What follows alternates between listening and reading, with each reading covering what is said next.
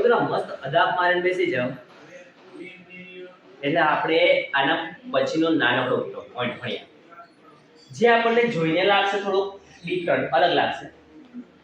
પણ જો સમજીને યાદ રાખશો તો એની ટ્રીક પણ છે શું છે બેટા એની ટ્રીક જો પહેલા આપણે વાંચી લઈએ આને કેટલા કહેવાય 5 ના 10 ને આપણે દશાંશ પ્રમાણે વાંચવું હોય તો 5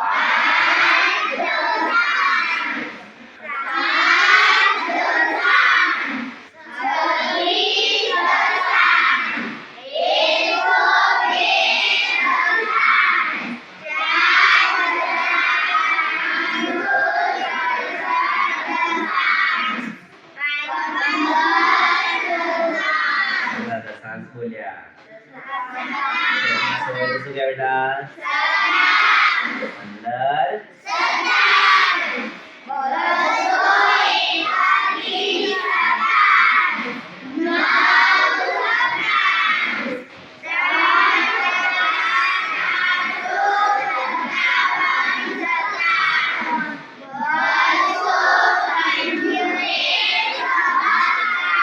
વેરી ગુડ સહસ્ત્રાસન ઓકે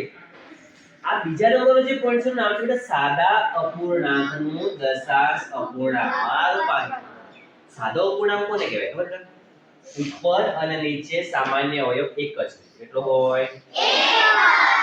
અત્યારે આપણી પાસે જે પણ સંખ્યા છે ને આને છે 5 થી 10 કટ કરી શકાય છે બટ આપણે એને હાલ કટ કરતા નથી જેમ છે એમ એને ખાલી હું તમને આ અપૂર્ણાંકને દશાંશ અપૂર્ણાંકમાં ફેરવતા સમજાવી દઉં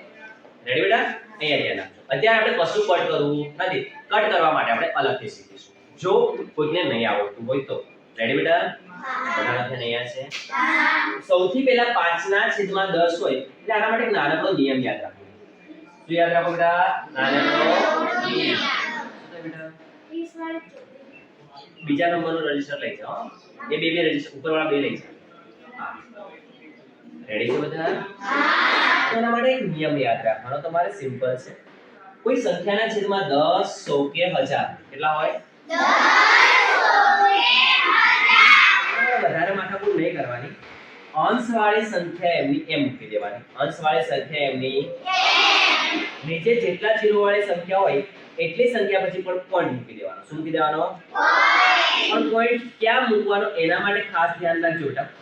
ભાગાકાર હોય ને ભાગાકાર ત્યારે પોઈન્ટ મૂકવા માટે ડાબી બાજુ ખસવાનું કઈ બાજુ ખસવાનું ડાબી બાજુ અને ગુણાકાર હોય તો પોઈન્ટ મૂકવા માટે જમણી બાજુ જવાનું કઈ બાજુ જવાનું જમણી બાજુ થોડું અહીંયા ધ્યાન રાખજો બેટા સૌથી પહેલા જ્યારે છેદમાં 10 100 કે 1000 હોય તો ઉપરવાળા એટલે કે અંશવાળી સંખ્યા એમની નીચે ધ્યાનથી જુઓ કેટલા જીરો છે કેટલા જીરો છે 1 આ જીરો વાળી સંખ્યામાં પાછો 10 100 અને 1000 માટે જ આ નિયમ લાગુ પડે છે પછી 100 200 400 600 હોય તો નિયમ લાગુ પડશે નહીં હું તમને જો એમ કહું ને એક જીરો વાળી સંખ્યા તમારે યાદ રાખવાનું 10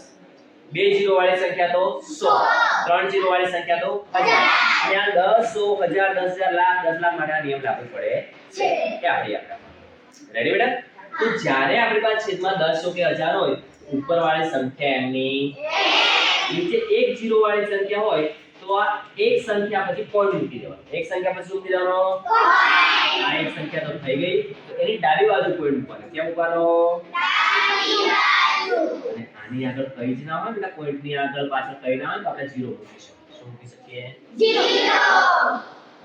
5 ના છેદમાં 10 નો જવાબ આવ્યો 0.5 કેટલો આવ્યો 0.5 જો આપણી પાસે 7 ના છેદમાં 10 હોય તો છેદમાં 10 100 કે 1000 હોય તો અંશવાળી સંખ્યા એમની 7 એમના નીચે કેટલા જીરો વાળી સંખ્યા છે તો એક સંખ્યા આ એક જ સંખ્યા છે એના તરત પછી પોઈન્ટ મૂકી દેવાનો શું કહેવાનો પોઈન્ટ આના પાછળ કઈ ના શું મૂકવાનું 0 કોને સમજાય છે ચાલો રેડ હવે 36 ના છેદમાં 10 એટલે અંશ એમનો એમ અંશ એમનો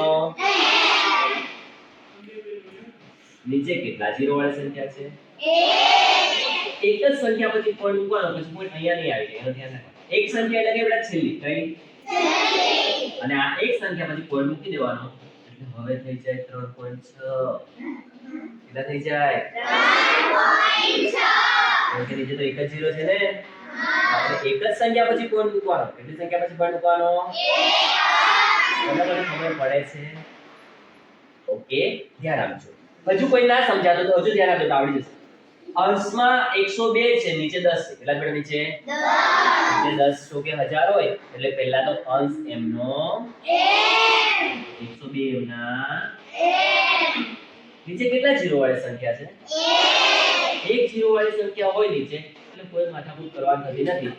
એક સંખ્યા પછી પોઈન્ટ મૂકી દેવાનો એક સંખ્યા પછી બોલો આવડી છે એવું લાગે છે કે નથી સમજ પડતી આવડી જાય સાચું આવડે છે એવું લાગે છે તો આ તમારે જાતે ટ્રાય કરવાનું રેડી આ તમારે જાતે કરી મને હવે આપણે 100 વાળાને સમજી લઈએ ધ્યાન આપજો જરા જ્યારે બેટા છેદમાં 10 સો કે 1000 કેટલા હોય 10 સો કે 1000 તો અંશ m નો m નથી અંશ m નો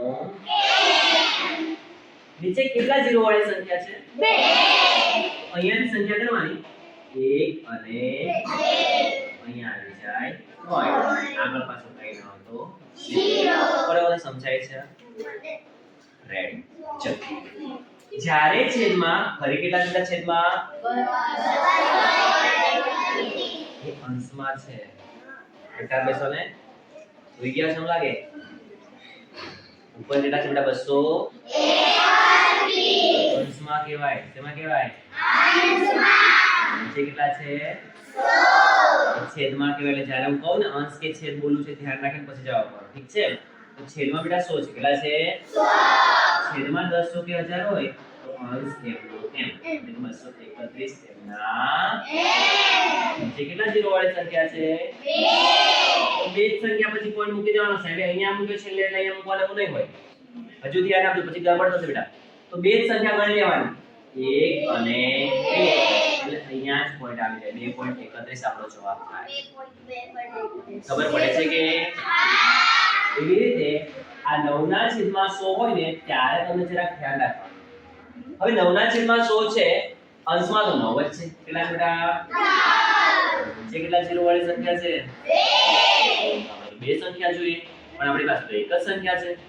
હવે તમને ખબર છે કે પોઈન્ટ ડાબી બાજુ મૂકવાનો છે કેમ મૂકવાનો છે ડાબી બાજુ બેટા વધારાની સંખ્યા ના હોય ત્યારે આપણે બે સંખ્યાની જરૂર પડશે કેટલી સંખ્યાની જરૂર પડશે 2 પોઈન્ટ પણ કેટલી સંખ્યા પછી આપશે બે સંખ્યા પછી કેટલી 2 આ જે જગ્યા ખાલી રહી ને એની જગ્યાએ આપણે 0 મૂકી દેવાના 0 યાદ રાખજો ચાલ ત્યારબાદ આ તમારે જાતે ટ્રાય કરવાનું અને છેલ્લું 1000 વાળું તમને સમજાઈ દઉં છેદમાં 10 સો કે 1000 કેટલા આપણે 10 સો કે 1000 ઉપરવાળી સંખ્યા એટલે કે 275 એમના